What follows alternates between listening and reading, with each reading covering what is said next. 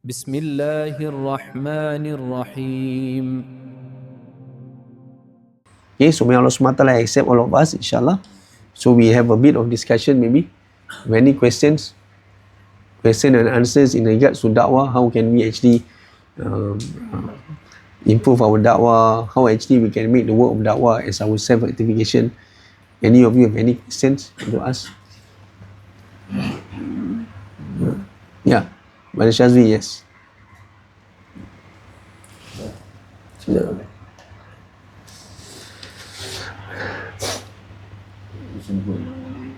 Press and hold. Question, suggestion, anything relates to our da'wah, inshallah. We have like a mashwara, inshallah. Okay, Ustaz, I have a question. Yes. So, to ask a question on how to give da'wah, can, right?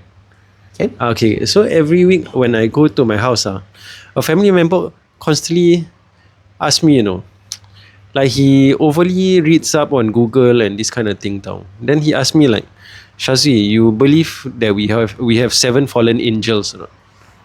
7 fallen angels. Okay. Then I say like, apa tu? Because he's elderly lah. But I already tell him like we have no concept of angels that are fallen, angels created perfect, and stuff like that. Okay.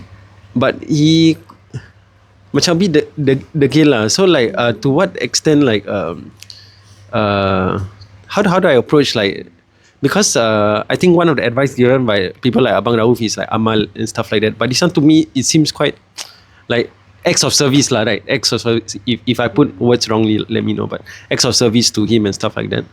But things to me this is a bit severe. Okay, Like 7 fallen angels as in, do you actually make okay, Harut and Marut, he said like he believed like the angels were like jatuh like they did something wrong lah. The angels is not maksum lah. Maksum tu apa? Maksum means the angels commit sins. Yes, correct, yes. So that means they are trying to see that the angels commit sins lah. Yeah. Whereas that is against the Quran, right? Because Allah SWT mentioned that actually the angels, they are created, they do not la ya'sun Allah. That means they do not actually commit any sins, or they do not actually go against the commandments of Allah Subhanahu wa Ta'ala. And basically this concept of the fallen angels, basically these concepts is mentioned in the biblical context. In the biblical context, this concept is mentioned. But in Islam, we do not say that angels they made a mistake. The angel does not make a mistake. So basically, the angels they do not disobey Allah Subhanahu wa Ta'ala. Right? Because if they can disobey Allah, means when Allah Subhanahu wa Ta'ala tell them to punish someone, they can see that no, I do not want to punish a person. They disobey Allah. When Allah SWT wants the angels, like assign the angels to divide the sustenance of Allah, then they see that they do not want to divide, when they disobey Allah. But angels, they are not creations that disobey Allah. They are creations that they obey Allah 100%. These are the qualities of the angels. But if you say jinn kind, yes. Jinn kind and mankind, yes. We disobey Allah and we also obey Allah. Disobey and obey. We have the ability to obey Allah and disobey Allah. But for the angels, no. For the prophet and messengers, they obey Allah completely and they are protected from disobeying Allah. They are protected. But for the angels, they are basically, they don't disobey Allah at all. But for us, we have the tendency of obeying Allah and also not obeying Allah. So basically, these are the 3 creations with intellect. With intellect, the angels, the jinn kind, and also the mankind. So how do we explain to people this wrong akidah? Okay, if they are our close family members, right? First, we have, if let's say they come out they bring out this topic during family gatherings lah, for example. Like what you say, often family gatherings, and maybe they are in big groups, you are the only one, for example, right? They are the big groups, and then they are more elderly than you. So, my suggestion and what I feel is that we should not debate them, right? Or maybe we should not also answer them if we ourselves are not sure we do not have evidences, or we're not sure how. So it's better for us actually to keep quiet and remain silent. Because actually sometimes during family gatherings, right, they are not only the elderly there, they are also the young ones, they are also our cousins of our same age group, right? Sometimes not only, sometimes when the elderly, when they come out with this kind of questions or ideas, right, sometimes not only, they may be talking to us, but not only we are listening, others also listening also, what? So maybe whatever that they say actually is something where even people of our same age group or younger than us, maybe they also don't agree. Because these are elderly people. So elderly people, they got more elderly mindset. So sometimes the mindset, the way they think and how the younger people think, younger generation think is not the same. Right? So by us keeping quiet and not rejecting or not talking back to them, maybe our da'wah is basically with our akhlaq lah. That is the best da'wah that you can do. Because this will actually give effect to the one who are younger than us or the same age group as us. Because they will say that, oh, Brother Shazwi, they know, no, when the elderly bring up this topic, maybe they themselves know, this one, maybe they themselves don't agree. Right? But they will look at us because the question is thrown us, right? So they will look, okay, see what Brother Shazwi answer. Because maybe they also don't agree with whatever the elder people is saying. But because since we do not respond harshly, and we just keep quiet, we just, be humble, right? Maybe this will be a means of guidance for those who are around us. So our da'wah is not only consisting to the elderly. Because even the time of Rasulullah SAW, the one who actually reject him, they are older people. The one who actually help Rasulullah SAW are the younger people. The older people is the one actually reject Rasulullah SAW. So if this happen to me also, I will not actually try to explain to them lah. If I do not know, definitely I'll keep quiet. If I know, maybe I'll just still keep quiet, because if let's say supposingly they are whatever that they ask or whatever their ideas or the akidah or the belief that they're holding is wrong lah, for example, then we are right, then we convey to them and we prove that they are wrong, and we make them realize that they are wrong, but maybe that will actually make them shy. They will feel shy because, like, and then they are among others, right? So they will actually drop their water face, right? So our da'wah also will not have any effect on them. In fact, maybe they'll be angry. And worse still, if let's say they are angry, if they start scolding us, and then they test us, and then we also become angry, then others also will look at us like, hey, actually he says the correct thing, but his akhlak also is not there. So actually the impact, the mafsadah, the kerosakan tu lebih. The mafsadah is more than the maslahah. That means the bad result are more than the good result. So it's better actually for us to just remain silent, and maybe when we find an appropriate time, then maybe we can actually address to them. So by not answering, we are answering. Yes. Because da'wah sometimes is only not to speech, it's sometimes to our actions. Sometimes to our akhlaq. Wallahu a'lam. Yes. Sorry, Ustaz. On Shazwi's point, I think I have some experience with like this situation. When two experiences. Firstly, there was one brother, I met him at the masjid, and he came out to me also. We were talking about Islam, we were talking about the Quran, and then suddenly they come a topic saying that Iblis was a fallen angel. So basically he said he got this from his sheikh. And then I told him, actually this what you're bringing in is actually contradicting the Quran. And I show him the dalil. Yeah. This is where it says in Surah Al-Kahf, Iblis was of the jinn. And then after that, I mean, we talk a bit more.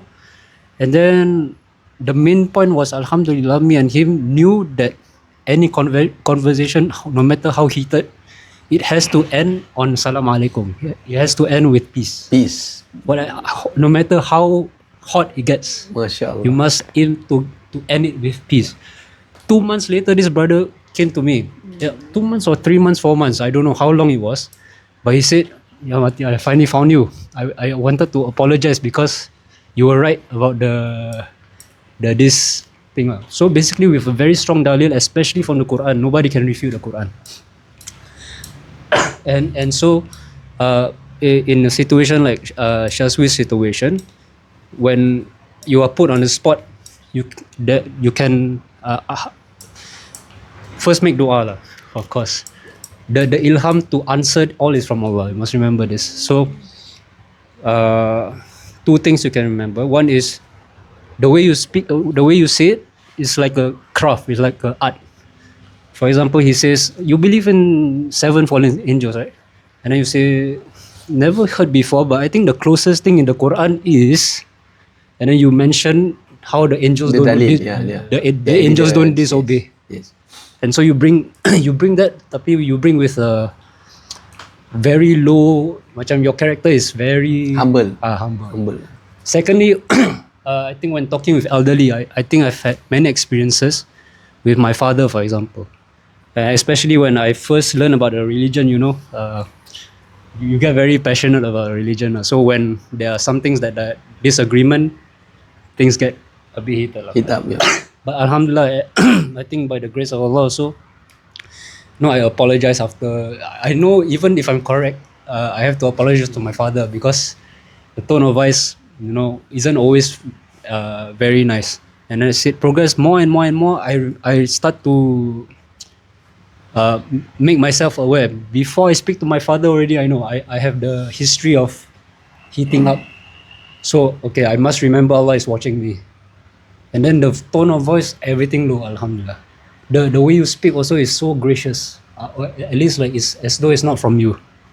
So when you're speaking to someone elderly or someone you want to respect, someone with a higher status, it's between either keeping quiet or remember if you speak, you must remember Allah is watching you speaking. And He guides your tongue. I don't know how, Yes. but He always works for me. Yes, actually this is a very good point because one of the most important thing in the work of dakwah is the effort at night lah. The effort at night is very important because it's our solution. What do you call it? When you keep yourself together with Allah at night. When you pray your tahajjud, when you read the Quran, when you cry in front of Allah Subhanahu Wa Taala, when you make doa for yourself, for your family, for the ummah and mankind. This is actually when there is chances of us to give dakwah. Actually, Allah Subhanahu Wa Taala Himself will guide us. How we want to talk, whether we supposed to talk or not, is a guide for Allah. Because we are just means, we are just tools for the religion of Allah to reach the people. So that's why for a da'i, it's very important is his amals. That means his night amal, his tahajjud, his Quran, his solat, his zikir. His amal is very important. He must build his connection with Allah. So when he builds in connection with Allah, like what Brother Martin said, right? So you are always with Allah. So when you're always with Allah, you're always aware that actually Allah is watching you. So you are always aware. So that's where when any situation that you face in, actually Allah put you in that situation and Allah will guide you how to do your da'wah. So the effort of da'wah is not only the day's effort. The effort of da'wah is the effort where you need to understand that a da'i, you see, that's why there's you al mudathir. We always mention there's effort at night. We have to get up, we have to pray tahajjud, we have to make dua. If let's say we are targeting one particular person, we have to make lots of dua for that person. And then sometimes there are people who actually comes to you for da'wah. They comes to you to listen to your da'wah, or they comes to you for advices. And there are also a group of people where they don't want to listen to you. Right? Like in the surah Abasa wa Tawalla, the Prophet used to go to all the high ranking people, right, to give da'wah. And then when a blind man came to him, the Prophet thought that, so sometimes you must know who's the potential one to give the da'wah. Sometimes there are people who are potential that they want to hear. So you must be prihatin. We must be aware who is the potential people who wants da'wah or wants to accept our message. We should be focused on that. Okay, people who do not wish, then maybe we make dua for them lah. Because hearts in the hearts, the opener of the hearts is Allah Subhanahu Wa Taala. Yes, Brother Darwish. Any question? Brother Danish, you have a question? That's all? No? I did, but Yeah. Forget. no, it's okay. It's okay. Kita jawab. Bukan. Yeah, please. Yeah. Yeah. Ustaz, then in the scenario of just now what Brother Shazvi was asking, Yeah. let's say for example, we see something happening or somebody say something like in a family gathering, right? Yeah. That's not right, right? Or see somebody doing something wrong. Because I understand that there is wisdom in we must have wisdom in our actions, right? However, say we didn't say something or we didn't rectify someone, right? As in like correct him. Will we be accountable for it? That means we do not enjoin good and forbid evil lah. Something like that. When the evil happens in front of us. That's a good summary, yeah. So first we have to understand the concept of enjoining goodness and forbidding evil. We need to understand the concept. Okay. For example, let's say in your situation or question, is it that they invite us over to the place and then we realize that there's something not right, for example? Or how is it? Something like, say, because it's a family gathering, right? Yeah. Then everybody is watching. Because like, if you don't respond, let's say, maybe they call you out or they don't call you out, right? Yeah. But it's a huge family gathering. Yeah. Then the elder is saying something like that. Yeah. If you don't respond, Something and then, like that means something which is not right, or how is it? something not right, like fallen angels, for example. Like, Okay, yes. then you don't respond Yeah. because to you, you feel that later then I can talk to him. But at the same time, sometimes somebody don't respond means that he approve. You know what I mean? Okay. It can seem like that to other people lah. Yeah. On the other side. So like in that case, like how do we? Okay, if let's say that, for example, like what Brother Martin say, if we have the wisdom or we have the knowledge to respond, we may respond it, but with wisdom. And also, like what we learned also yesterday, right? Our tone of voice is very important. Sometimes we may have the answer. The answer is correct, but our tone of voice is not right. And that also will not give a good impact. Yeah, we respond. Yes, we respond. Intention is good, but the tone of voice is not good. So that's the reason why we need to know our capacity. If let's say we feel that now I want to answer, but I'm going to answer it angrily, for example. Right? So it's better actually not to answer. Because actually because Allah knows what is in our hearts. Allah knows that we want to respond, but at the same time maybe we do not know, or maybe we know but we are not we are not at our own self lah. Macam mana kita ni dalam keadaan marah, maybe we are angry, because sometimes the same thing again and again, sometimes you feel very annoyed lah. You know, you want to answer, you know the truth, but the way you answer actually will have negative result. So this all we need to weigh. We need to weigh. And then in the work of da'wah also, we will definitely bound to make mistake. Because sometimes when we do our da'wah, sometimes when we first start our da'wah, sometimes we be very harsh, we may get angry, you know, and then after that we realize that, actually I make a mistake. But we learn from a mistake. We learn from a mistake. What? Okay, for example, let's say, if you ask Brother Shazwi also, maybe if many times this thing happened to him, maybe each and every time the way he face it is not the same. Right? Then you also learn, right? Okay, next time I'm betting, I think I better keep quiet lah. Because first he tried to respond and then he realized that the thing doesn't get better, but it gets worse. Then after that he learned, so next time if this thing comes again, I better change my tactic and things like that. So we learn from our mistakes, our move. We learn. Right? So this is because like what I said, the work of da'wah is not a bed of roses lah. It's not something easy. But that doesn't mean we do not do. It needs a lot of training. It needs a lot. We tend to make mistake. Just imagine, companions. Their teacher is Rasulullah. When the Badwin urine in the toilet, what they do? Are they happy with it or not? They are not happy. They want to react. But what did the Prophet teach them? The Prophet say, no, leave him. Right? And who are we compared to the companions? If the companions themselves, so sometimes they are not able to control themselves because they see it in one way. They see it in the way of fiqh maybe. but Rasulullah see it in a different way. Right? So it all goes back to our connection with Allah. That's very important.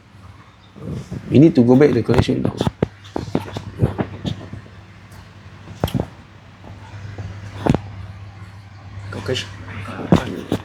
Ustaz, Yes. regarding earlier you say about eagerness to learn. To the what? Pardon? Eagerness to learn. Eagerness to learn. Okay. Yeah. Yes. Let's say, Muslimin, he was eagerness to learn at first, Yeah. but then after a while he like fading lah. Yeah. Then how would you recommend to like reignite the eagerness to learn again? Okay lah. That means sometimes we have this. They call it futur. Futur means is it comes a time when sometimes we get lazy lah. This is normal in humans. Sometimes we are very energetic. Sometimes we got lazy again. So we need to, whenever that we feel that we are getting lazy to learn, so it means that we need to hear more to the virtues of seeking knowledge, the virtues of the amal. So that's why to listen to the virtues of amal is very important. Just like not only learning knowledge, even praying so sometimes.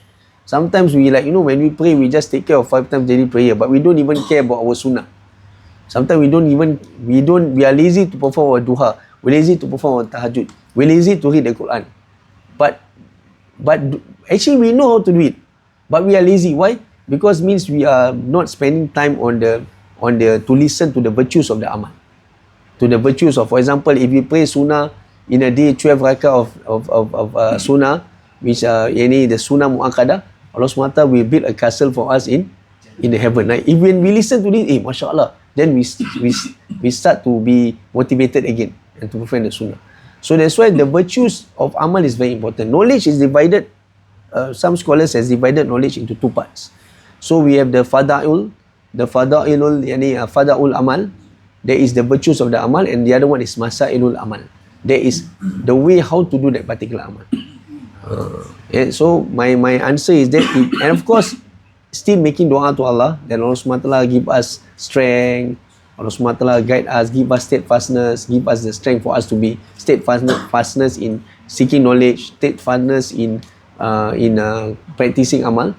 But at the same time also, we need to listen to the virtues of amal. That's very important. And then we need to balance the subjects that we learn. Sometimes when we learn knowledge, we just learn one particular knowledge only. Akidah, we just learn one Akidah only. So there's no balance. Sometimes we just learn Arabic only. There's no balance. So when seeking knowledge, there must be balance. Just imagine when we heard the biography of Imam Nawawi, right? Per day he learns 12 subjects. 12 subjects per day he learns. For us, 1 week only one subject.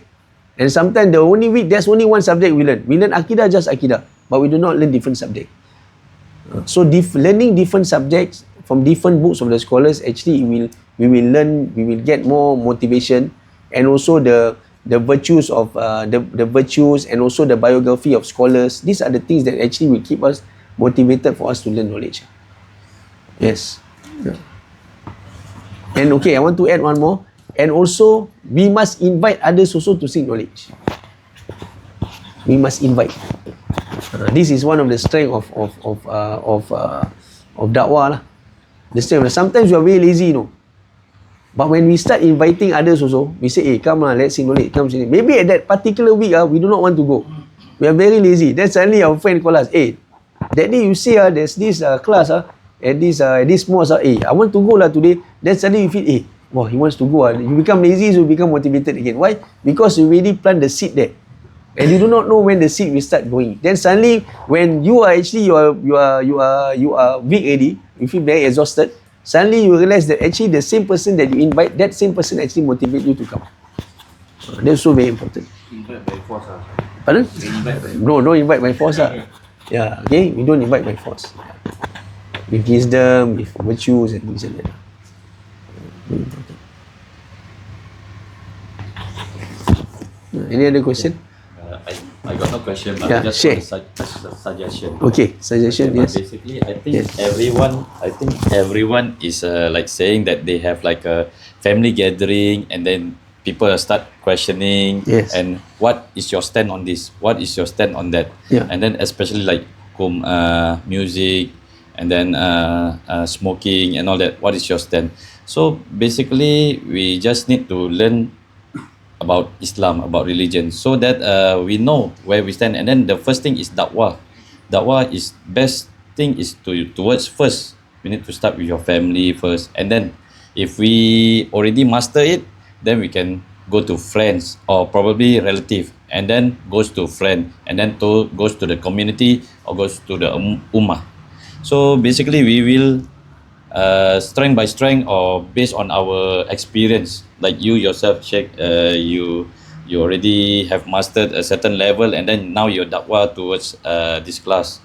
But then if we have learned the religion, and if we forget what this hadith or that ayat Quran, we can always search on Meta AI, WhatsApp.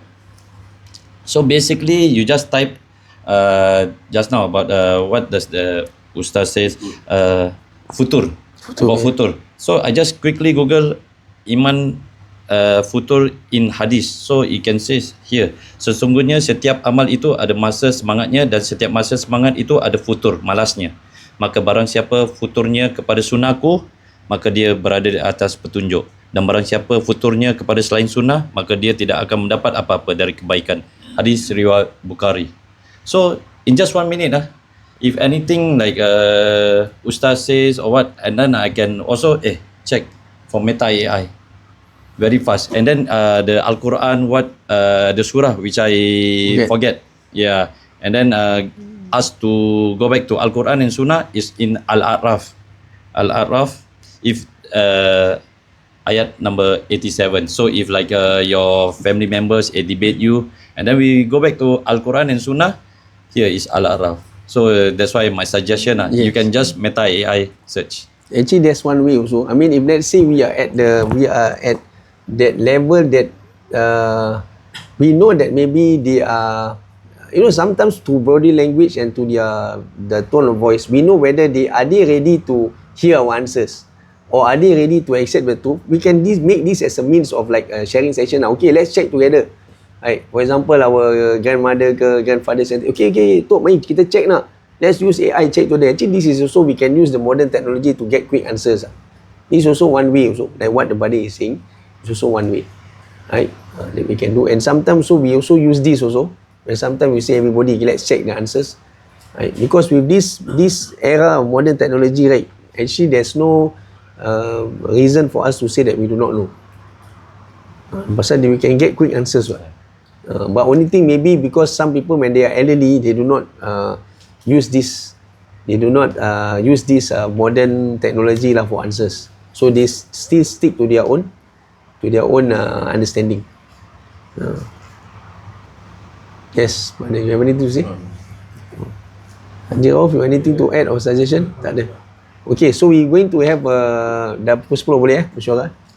Only all of us, we close the majlis first because we close first. Okay, insyaAllah, we will end the class. And for those of you who are attending tonight, and for those of you who are following our session live via TikTok, insyaAllah, at Al-Qadr Singapura Education Center, we have classes almost every day. Okay, at TriStar Complex, 970 Geylang Road. We have classes almost every day. Today is Wednesday. We have comprehensive dakwah and training course where we read from books from scholars, where they give us advices on how are we supposed to rectify ourselves, and also invite others so that we can rectify ourselves together. Dakwah ilallah. And every Thursday, alternate Thursday, we have Umrah workshop. And Friday, we have Fardu Ain, is at Block 10, Yunus Crescent. Every Saturday in the morning, we have Tafsir Solah. We learn about the explanation of Solah. And Sunday is Fardu Ain. We learn about Akidah and Tawhid. And all the classes here, except for Wednesday, is open for both male and female. Except for Wednesday only is open for males, but other classes is open for both males and females. So we welcome all of you, insyaAllah, to join us.